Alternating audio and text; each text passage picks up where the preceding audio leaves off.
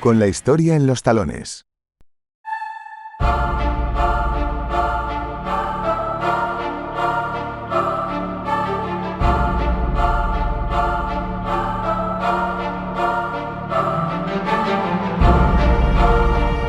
Hola, ¿qué tal? Bienvenidos a Con la historia en los talones. Soy David Díaz, vuestro anfitrión, y estoy acompañado por Pepa, nuestra viajera virtual. ¿Cómo estás, Pepa? Muy bien, David, gracias. Deseando comenzar nuestra primera aventura con la historia. Comenzamos hoy este primer podcast buceando en los pasillos del poder, de las conspiraciones palaciegas, de las intrigas de la realeza española durante la dinastía de los Austrias. En este episodio vamos a explorar la peculiar vida de un rey cuya historia está envuelta en cierto misterio y en leyendas oscuras. Hablamos hoy de Carlos II, conocido como el Hechizado.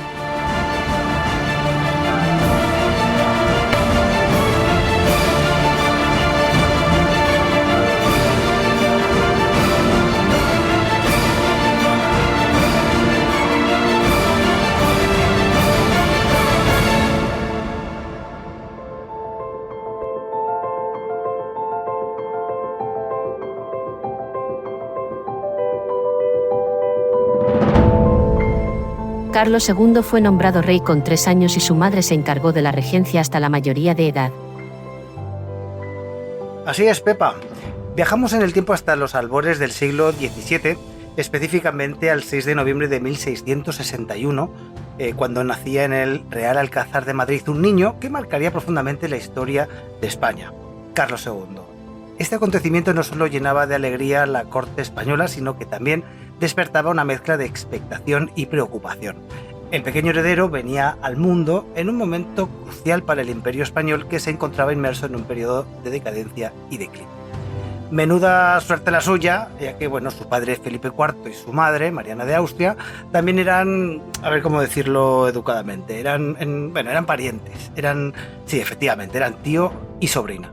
Por supuesto, nada malo puede salir de un matrimonio entre parientes tan cercanos, ¿no? Pero no, por supuesto que no. Solo unas pequeñas complicaciones genéticas aquí y allá, pero nada que preocuparse. Y más aún con el larguísimo historial de consanguinidad que tenía esta familia generación tras generación.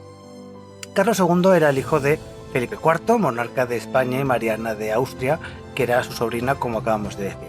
Este matrimonio consanguíneo, tan común entre las casas reales europeas de la época, sembraba las semillas de futuros problemas genéticos que afectarían al joven príncipe. Además, su nacimiento se producía en medio de una serie de conflictos internos y externos que ponían a prueba la estabilidad del reino español.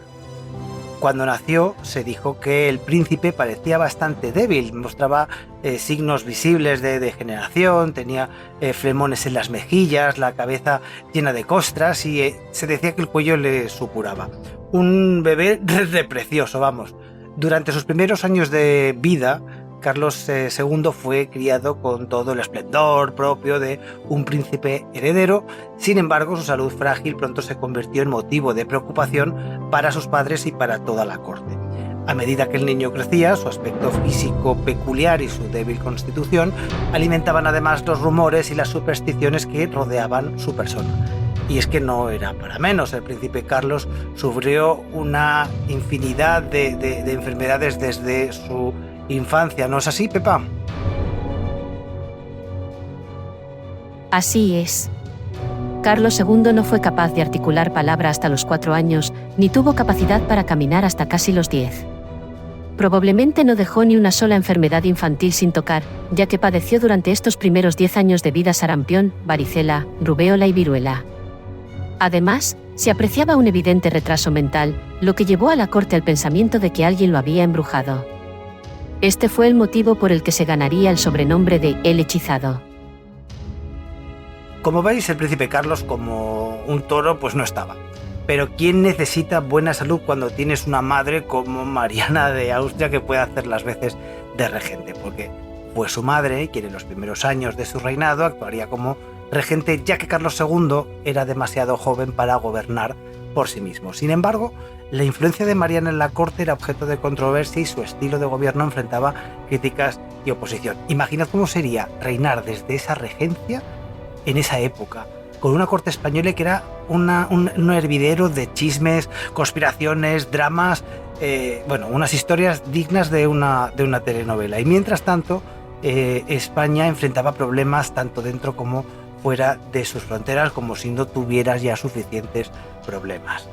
La corte española se convirtió en un escenario de intrigas, de rivalidades, donde las facciones, distintas partes, luchaban por influir en la política del reino. Mientras tanto, en el ámbito internacional, España enfrentaba desafíos mucho peores, incluyendo conflictos con potencias rivales como Francia y las Provincias Unidas de los Países Bajos. Así que, como habéis podido comprobar, estos primeros años de vida de Carlos II estuvieron marcados por la incertidumbre y la inestabilidad. Aunque su nacimiento había sido recibido con gran entusiasmo, las sombras del declive del Imperio Español y las preocupaciones sobre su salud y su capacidad para gobernar auguraban tiempos difíciles para el joven príncipe y para el reino que algún día heredaría.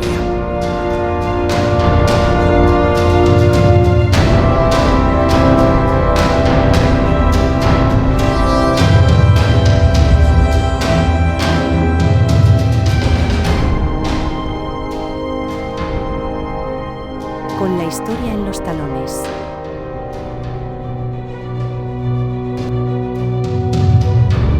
El padre Juan Everardo Nithard desempeñó un papel significativo durante la regencia de la reina Mariana de Austria en España. Fue un religioso jesuita austriaco y actuó como valido de la reina regente, siendo nombrado inquisidor general en el año 1666. Esto le permitió entrar en la Junta de Regencia y convertirse en el personaje más influyente de la corte. En la práctica, ejerció funciones similares a las de un primer ministro. Sin embargo, su gestión no estuvo exenta de controversias. Los fracasos en las paces de Aquisgrán y Lisboa en 1668, que para los que no recuerden el Tratado de Lisboa se firmó oficialmente la independencia de Portugal, le granjearon la enemistad de Juan José de Austria, que era hijo bastardo de Felipe IV. Por lo tanto, este chico era medio hermano del príncipe Carlos, así que, como podéis imaginar, el descontento popular era generalizado, ya no solo dentro sino fuera de la corte. Y además el pueblo estaba que trinaba porque entre este padre Pistolas, que por una parte se dedicó a prohibir absolutamente todo, incluyendo espectáculos teatrales, y el mal rollito que tenía con Juan José de Austria, pues bueno, no os podéis imaginar la que se lió. ¿Cómo acabó todo esto? Pues con su destierro en España en el año 1669. Tras su destitución, Nithard fue nombrado embajador extraordinario en Roma, obispo de Agrigento y más tarde arzobispo titular de Edesa, y finalmente obtuvo el capelo cardenalicio en el año 1672 por el Papa Clemente X. En resumidas cuentas, que lo echaron de España y el muerto se lo comió el Papa.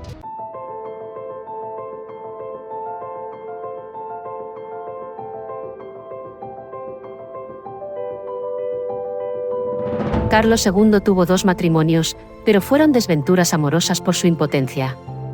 En su eterna búsqueda de una descendencia que no fuera fruto de la maldición de los Austries, el rey Carlos se aventuró en el complicado mundo del matrimonio. En el año 1678, Carlos II tomó a María Luisa de Orleans como su primera esposa. Menuda era María Luisa. Nacida en el glamuroso Palais Royal de París un 26 de marzo de 1662, María Luisa de Orleans no era una princesa cualquiera.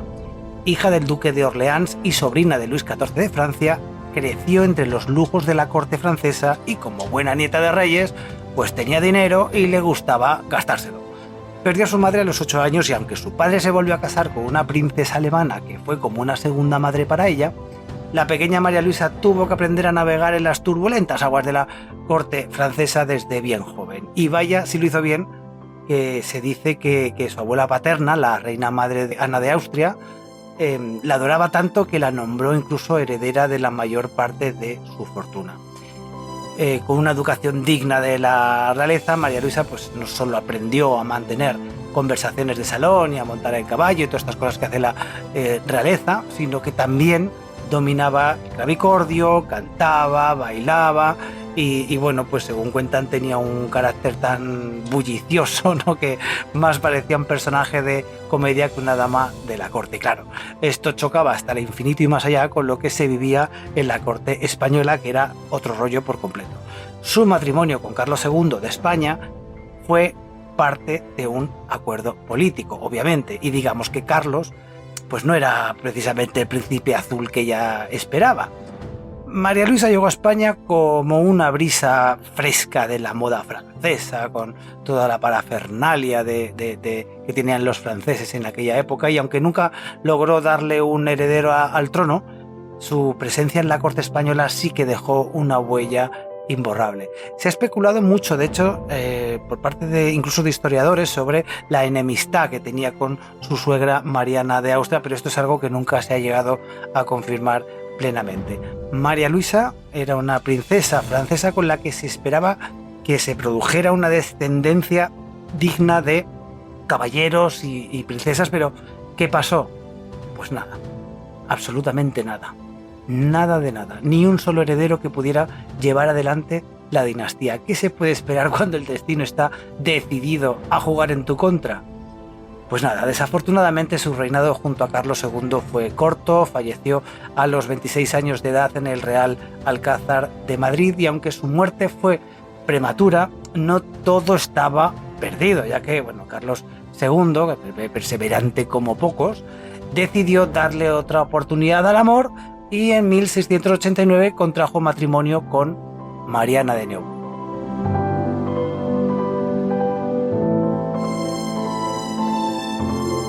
Mariana de Neuburgo, conocida por su nombre completo María Ana Adelaida, fue una figura notable en la historia de España como la segunda esposa del rey Carlos II. Educada junto a sus hermanas en el castillo de Neuburgo en Alemania, Mariana era conocida por su atractivo físico y su personalidad fuerte, descrita a veces como vanidosa y altanera. Su matrimonio con Carlos II se llevó a cabo por poderes el 28 de agosto de 1689, cuando probablemente el cuerpo de María Luisa de Orleans aún estaba caliente. Las cosas como son. La nueva reina no pisaría tierra española hasta el año siguiente, hasta 1670. Curioso, ¿verdad? Pues no fue lo único. La elección de Mariana como consorte real estuvo influenciada por varios motivos. Por un lado, los lazos políticos con la rama austriaca de los Habsburgo, ya que su hermana Leonor estaba casada con el emperador Leopoldo I, y esto obviamente interesaba. Por otro lado, por el altísimo nivel de fertilidad de la familia de la reina. Su madre, Isabel Amalia de Hesse, había tenido nada más y nada menos que 17 hijos de sus 23 embarazos. Literalmente se tiró la mayor parte de su vida pariendo hasta su muerte a los 74 años. Pero claro, ¿se esperaba que esto sucediera con Mariana? Pues no, esto no sucedió con Mariana. A pesar de las esperanzas puestas en ella para asegurar un heredero, la pareja real no tuvo descendencia. Y es que la reina Mariana llegó a fingir un embarazo hasta en 11 ocasiones al ver que la cosa no funcionaba y temiendo que el rey se fuera al otro barrio sin dejar un sucesor reconocido. La reina comenzaba a ser conocida por el pueblo como la pelirroja desagradable, ya que se gastaba un carácter de mejor no acercarse. Así que imaginaos cómo estaba el percal. Y entre matrimonios y desventuras amorosas, Carlos II se encontraba en una especie de limbo dinástico raro. Ya de por sí su situación era complicada. Y pues con dos esposas a cuestas y ningún heredero legítimo a la vista, el pobre rey parecía destinado a ser el último eslabón de una cadena real que se negaba a seguir adelante.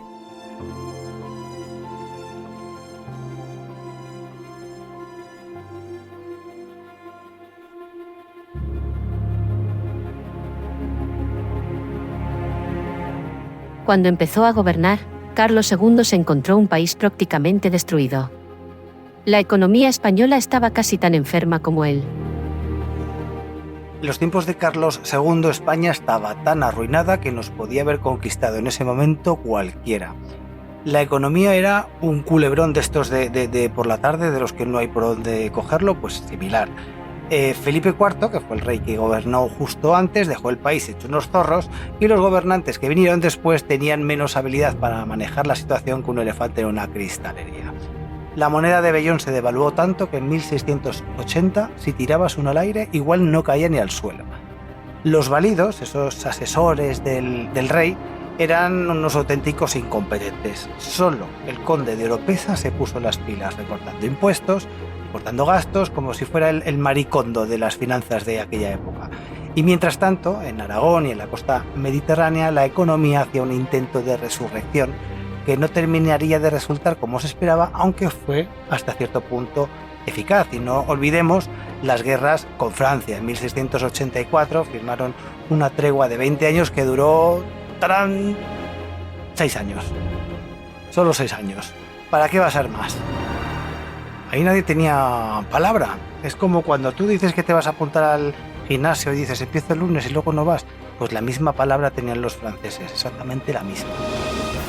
Y bueno, los franceses se pasearon por Cataluña como si fuera su patio trasero y hasta se hicieron con Barcelona en el año 1697.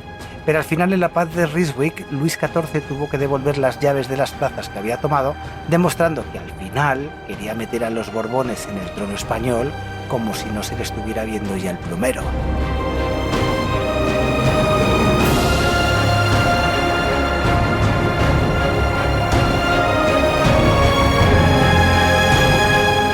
Carlos II murió sin descendencia, desencadenando una guerra por el trono. En los últimos años del reinado del hechizado, la corte se sumió en un torbellino de locura y conspiraciones. El monarca, acosado por sombras y susurros, se debatía entre la razón y la sinrazón, mientras el fantasma de un linaje sin heredero se cernía sobre el trono. La contienda por la corona se encendió con la muerte del joven José Fernando de Baviera, que era el candidato elegido para la sucesión y que dejó el destino de España en manos de dos príncipes, Carlos de Habsburgo, por un lado, que era el águila austriaca, y por otro Felipe d'Anjou, que era el león francés. La balanza del poder oscilaba y las grandes potencias de Europa movían sus piezas en el ajedrez de la diplomacia y la guerra de un lado prácticamente para otro. La reina Mariana, fiel a la sangre de los Habsburgo, qué raro, y su marido Carlos II, cuyo corazón inclinaba la balanza obviamente hacia el gallo galo, hacia los franceses, dividieron la corte en dos. Al final fue el sello de Francia el que pesó más en la mente del rey, quien, firme ante la tormenta, eligió a Felipe como su sucesor. Y así, en un Madrid otoñal, Carlos II entregó su último suspiro dejando tras de sí un testamento que desataría la furia de los cañones y el clamor de la batalla. Cuando le abrieron en canal el cuerpo de Carlos II, una vez muerto, obviamente, decían que se asemejaba al de un fantasma. De hecho, en la autopsia se especificó textualmente que no tenía el cadáver ni una gota de sangre, el corazón apareció del tamaño de un grano de pimienta, los pulmones carcomidos, los intestinos putrefactos y gangrenados, un solo testículo negro como el carbón y la cabeza llena de agua. Ahí es nada. El monarca español, el último de los Austrias, más conocido como el hechizado, y por su aspecto enfermizo y mente frágil, murió el 1 de noviembre del año 1700 sin descendencia, y eso que lo había intentado todo. Y cuando digo todo, incluimos exorcismos, brebajes extraños, pócimas de fertilidad que probablemente agravaron más su salud que otra cosa. La guerra de sucesión se desplegó como un tapiz sangriento, marcando el fin de una era y el albor de los Borbones, que reinarían en España bajo un nuevo sol, y Carlos II pasaría a la historia como un rey casi maldito, un rey que provocaría el fin de una dinastía y la entrada de una nueva casa dinástica tras una sangrienta guerra. Y yo desde aquí os pregunto, ¿os imagináis cómo habría sido esta historia de España si Carlos II hubiera tenido descendencia?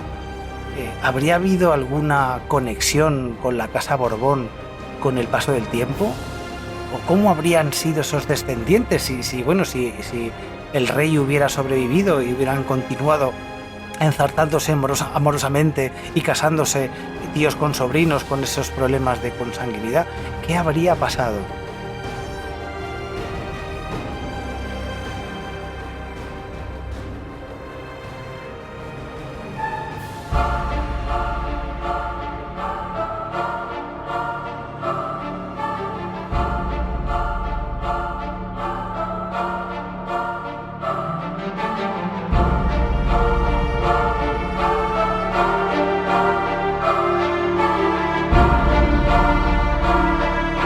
Pues hasta aquí un capítulo de Con la historia en los talones. Nos despedimos de nuestra querida Pepa desde su universo virtual. Hasta pronto, Pepa, un beso muy grande.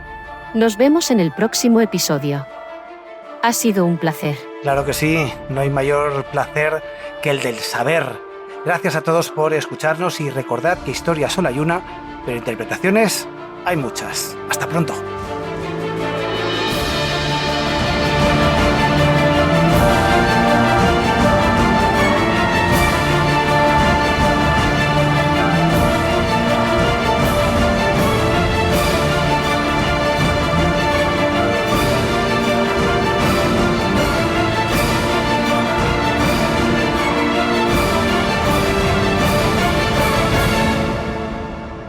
Todo el material sonoro empleado en este podcast cuenta con licencia Creative Commons. Gracias por escucharnos.